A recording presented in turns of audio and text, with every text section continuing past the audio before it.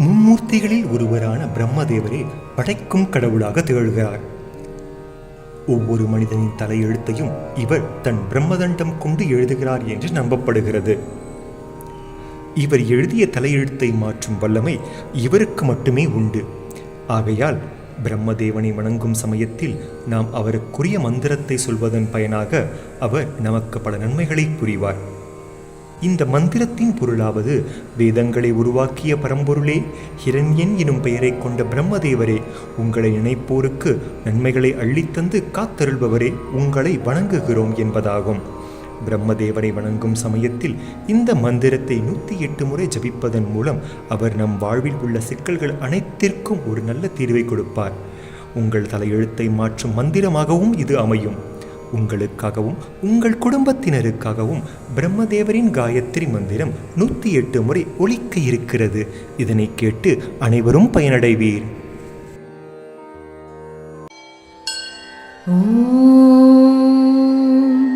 वेदात्मनाय विद्महे हिरण्यगर्भाय धीमहि तन्नो ब्रह्म प्रचोदयात्।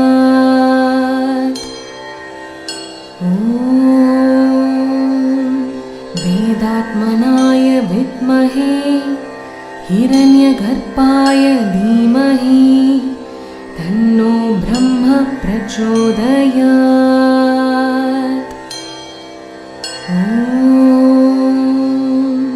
वेदात्मनाय विद्महे हिरण्यगर्भाय धीमहि तन्नो ब्रह्म प्रचोदयात्।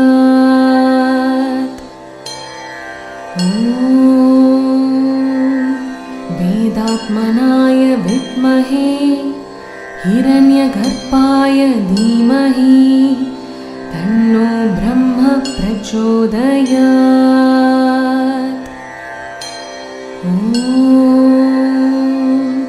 वेदात्मनाय विद्महे हिरण्यगर्भाय धीमहि तन्नो ब्रह्म प्रचोदयात्।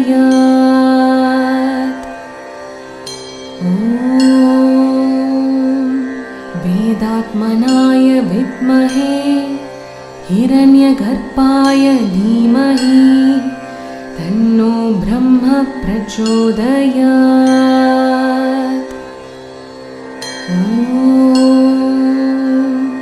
वेदात्मनाय विद्महे हिरण्यगर्भाय धीमहि तन्नो ब्रह्म प्रचोदयात्।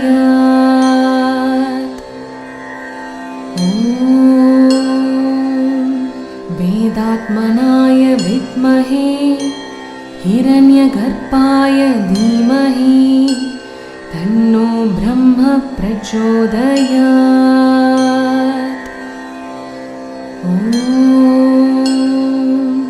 वेदात्मनाय विद्महे हिरण्यगर्भाय धीमहि तन्नो ब्रह्म प्रचोदयात्।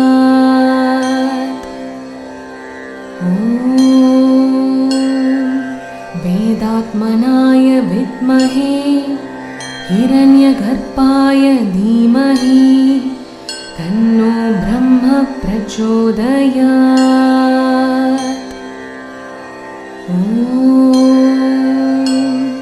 वेदात्मनाय विद्महे हिरण्यगर्भाय धीमहि तन्नो ब्रह्म प्रचोदयात्।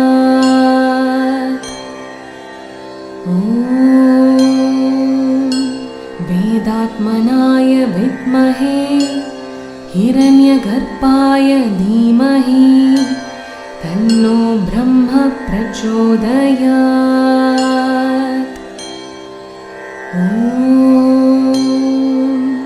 वेदात्मनाय विद्महे हिरण्यगर्भाय धीमहि तन्नो ब्रह्म प्रचोदयात्।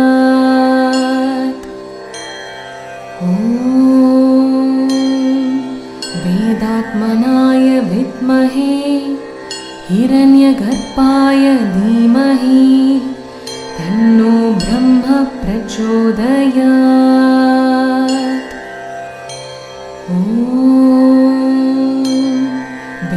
वेदात्मनाय विद्महे हिरण्यगर्भाय धीमहि तन्नो ब्रह्म प्रचोदयात्।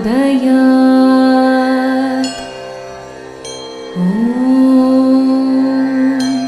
वेदात्मनाय विद्महे हिरण्यगर्भाय धीमहि तन्नो ब्रह्म प्रचोदयात्। ॐ वेदात्मनाय विद्महे हिरण्यगर्भाय धीमहि तन्नो ब्रह्म प्रचोदयात्। ॐ वेदात्मनाय विद्महे हिरण्यगर्भाय धीमहि तन्नो ब्रह्म प्रचोदयात्। ॐ वेदात्मनाय विद्महे हिरण्यगर्भाय धीमहि तन्नो ब्रह्म प्रचोदयात्। ॐ वेदात्मनाय विद्महे हिरण्यगर्भाय धीमहि तन्नो ब्रह्म प्रचोदयात्। ॐ वेदात्मनाय विद्महे हिरण्यगर्भाय धीमहि तन्नो ब्रह्म प्रचोदयात्। ॐ वेदात्मनाय विद्महे हिरण्यगर्भाय धीमहि तन्नो ब्रह्म प्रचोदयात्। ॐ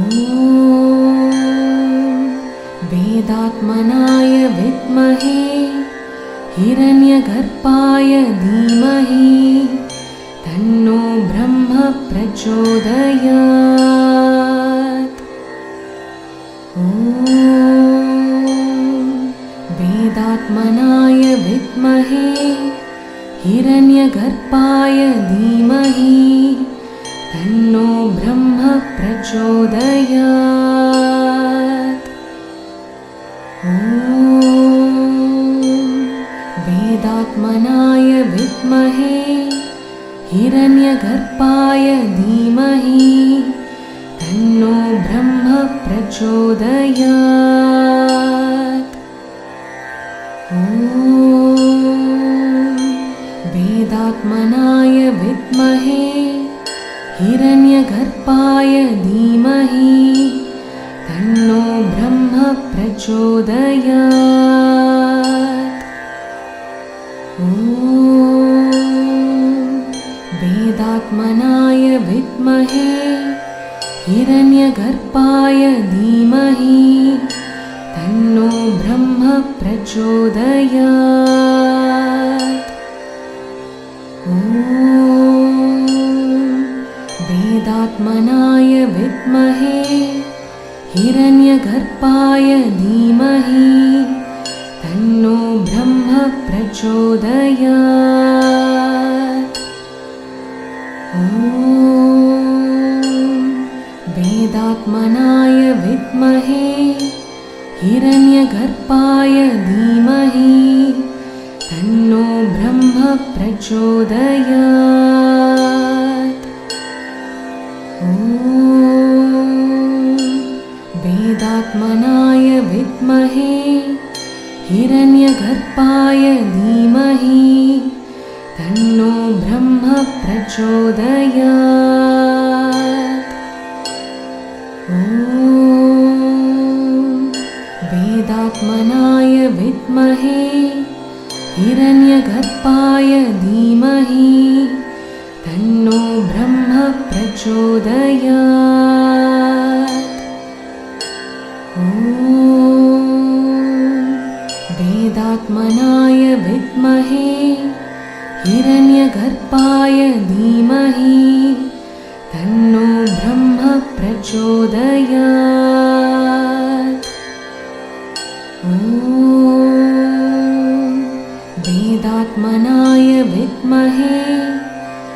हिरण्यगर्भाय धीमहि तन्नो ब्रह्म प्रचोदयात्। ॐ वेदात्मनाय विद्महे हिरण्यगर्भाय धीमहि तन्नो ब्रह्म प्रचोदयात्। ॐ वेदात्मनाय विद्महे हिरण्यगर्भाय धीमहि तन्नो ब्रह्म प्रचोदयात्। ॐ वेदात्मनाय विद्महे हिरण्यगर्भाय धीमहि तन्नो ब्रह्म प्रचोदयात्। ॐ वेदात्मनाय विद्महे हिरण्यगर्भाय धीमहि तन्नो ब्रह्म प्रचोदयात्। ॐ वेदात्मनाय विद्महे हिरण्यगर्भाय धीमहि तन्नो ब्रह्म प्रचोदयात्। ॐ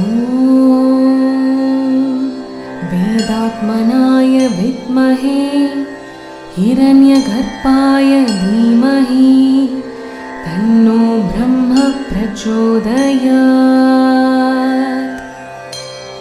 ॐ वेदात्मनाय विद्महे हिरण्यगर्भाय धीमहि तन्नो ब्रह्म प्रचोदयात्। ॐ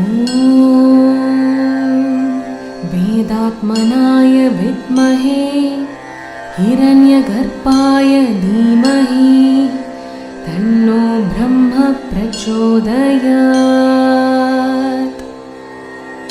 ॐ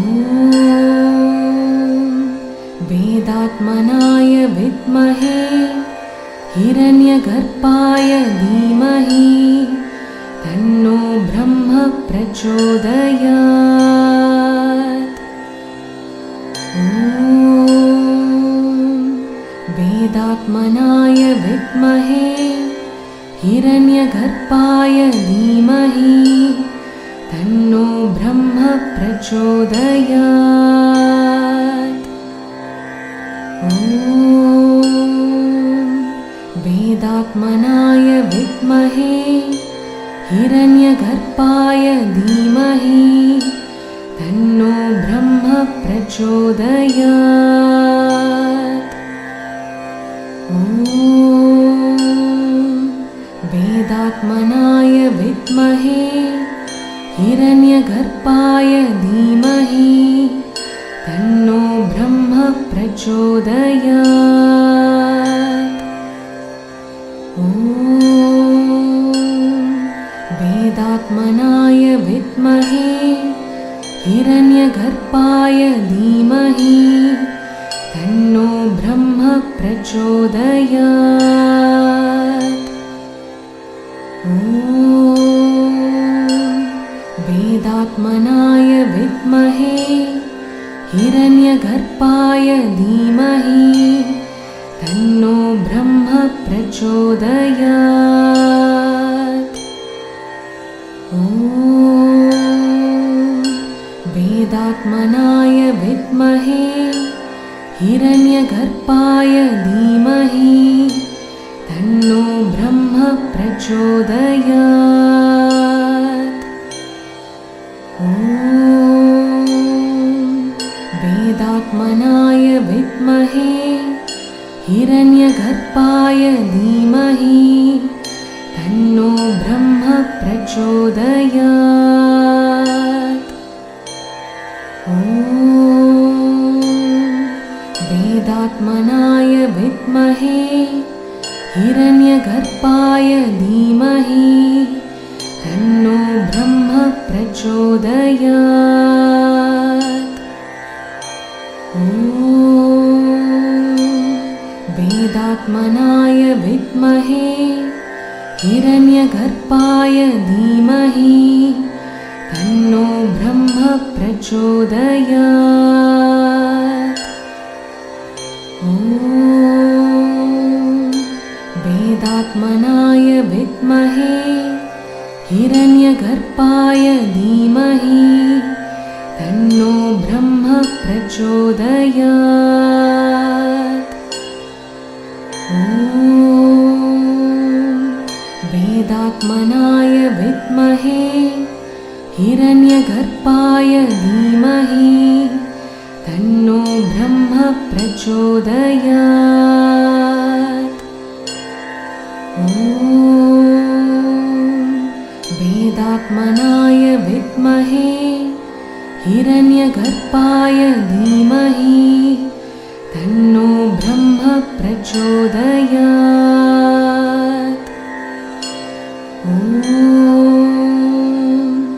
वेदात्मनाय विद्महे हिरण्यगर्भाय धीमहि तन्नो ब्रह्म प्रचोदयात्। ॐ वेदात्मनाय विद्महे हिरण्यगर्भाय धीमहि तन्नो ब्रह्म प्रचोदयात्। ॐ वेदात्मनाय विद्महे हिरण्यगर्भाय धीमहि तन्नो ब्रह्म प्रचोदयात्। ॐ वेदात्मनाय विद्महे हिरण्यगर्भाय धीमहि तन्नो ब्रह्म प्रचोदयात्। ॐ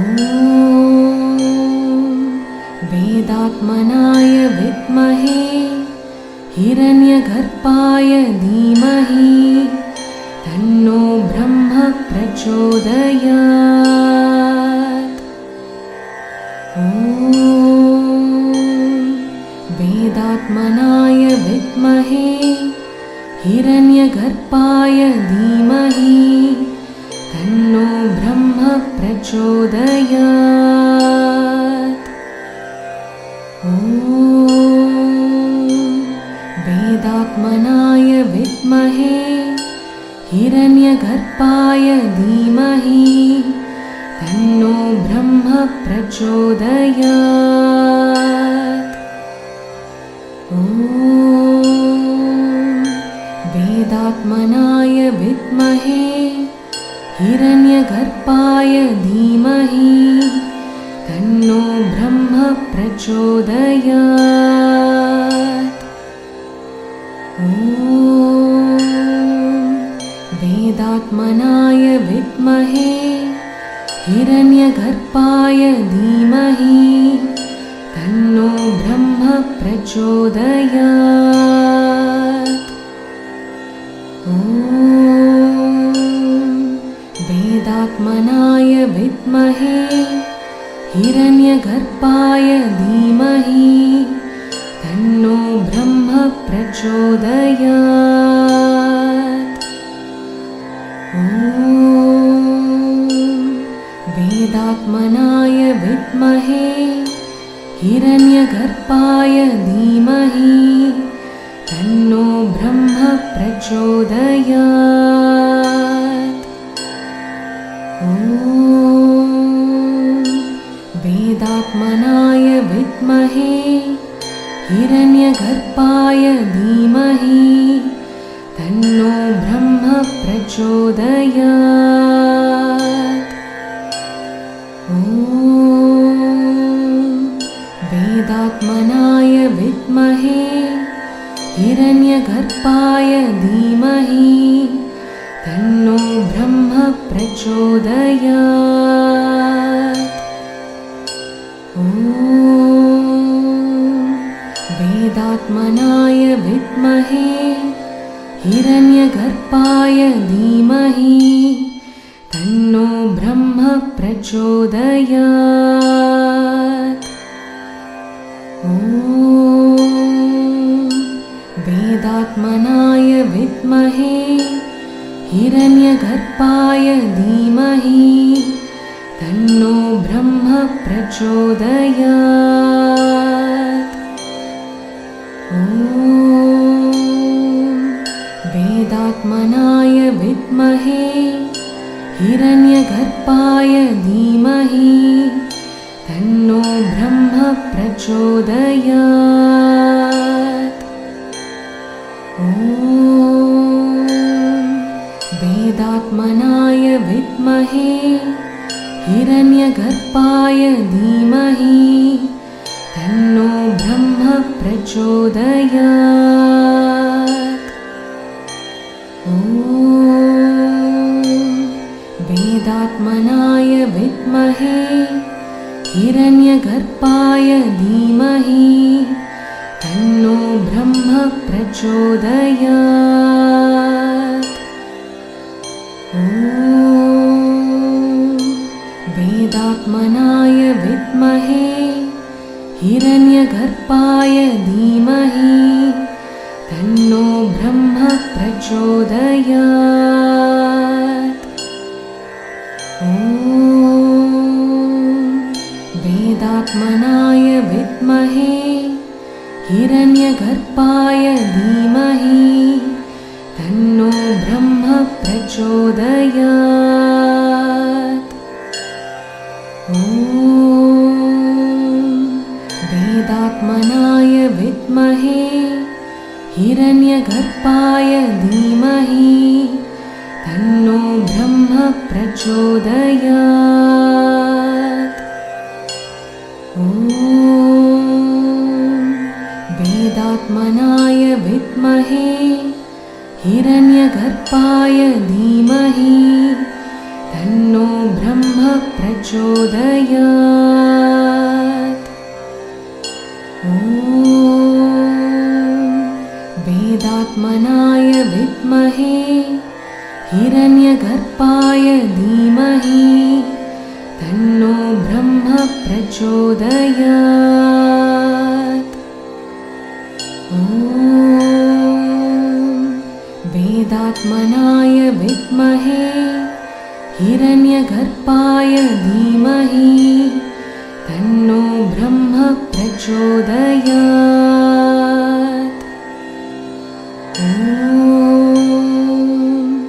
वेदात्मनाय विद्महे हिरण्यगर्भाय धीमहि तन्नो ब्रह्म प्रचोदयात्।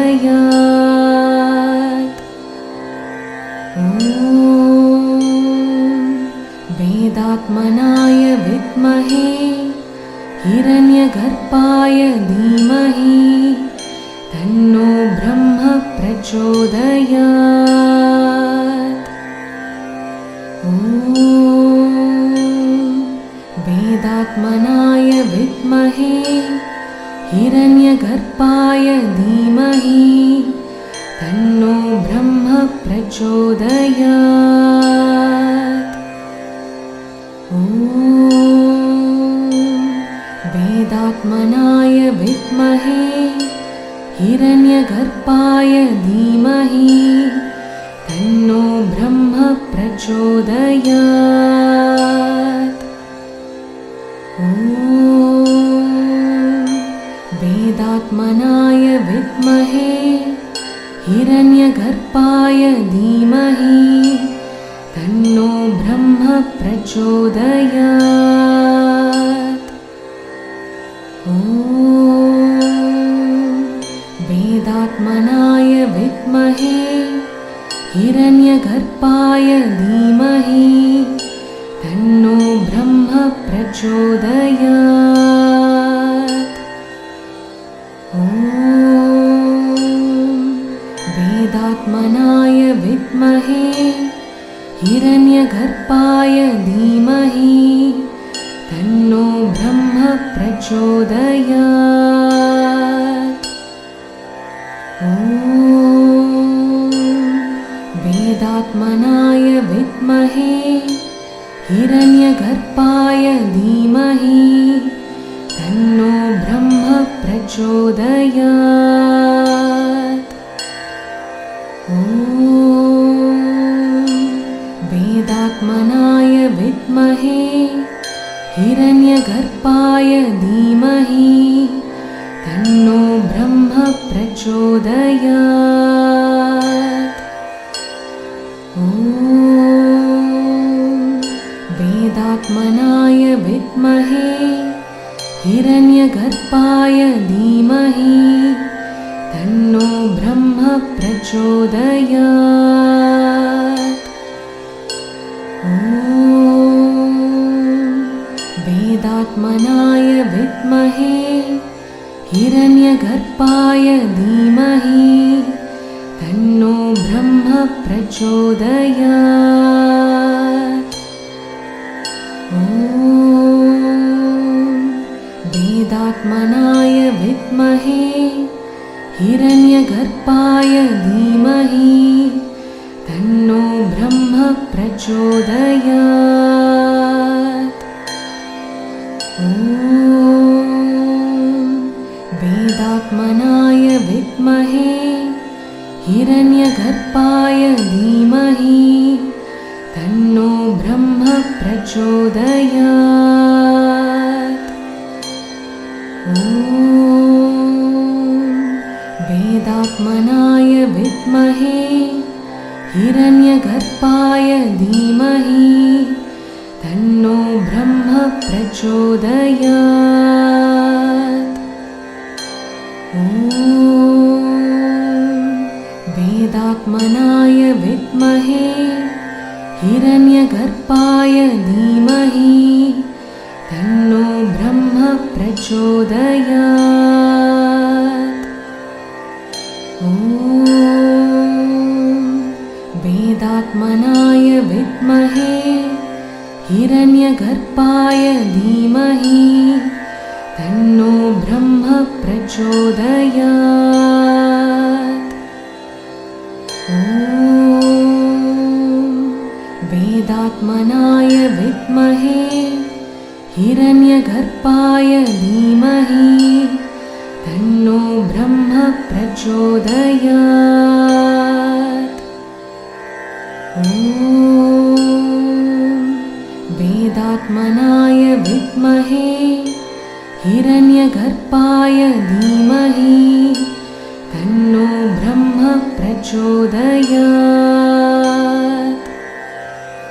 ॐ वेदात्मनाय विद्महे हिरण्यगर्भाय धीमहि तन्नो ब्रह्म प्रचोदयात्। ॐ वेदात्मनाय विद्महे हिरण्यगर्भाय धीमहि तन्नो ब्रह्म प्रचोदयात्। ॐ वेदात्मनाय विद्महे हिरण्यगर्भाय धीमहि तन्नो ब्रह्म प्रचोदयात्। ॐ वेदात्मनाय विद्महे हिरण्यगर्भाय धीमहि तन्नो ब्रह्म प्रचोदयात्। ॐ वेदात्मनाय विद्महे हिरण्यगर्भाय धीमहि तन्नो ब्रह्म प्रचोदयात्। ॐ वेदात्मनाय विद्महे हिरण्यगर्भाय धीमहि तन्नो ब्रह्म प्रचोदयात्। ॐ वेदात्मनाय विद्महे हिरण्यगर्भाय धीमहि तन्नो ब्रह्म प्रचोदयात्। ॐ वेदात्मनाय विद्महे हिरण्यगर्भाय धीमहि तन्नो ब्रह्म प्रचोदयात्। ॐ वेदात्मनाय विद्महे हिरण्यगर्भाय धीमहि तन्नो ब्रह्म प्रचोदयात्। ॐ वेदात्मनाय विद्महे हिरण्यगर्भाय धीमहि तन्नो ब्रह्म प्रचोदयात्। ॐ वेदात्मनाय विद्महे हिरण्यगर्भाय धीमहि तन्नो ब्रह्म प्रचोदयात्। ॐ वेदात्मनाय विद्महे हिरण्यगर्भाय धीमहि तन्नो ब्रह्म प्रचोदयात्।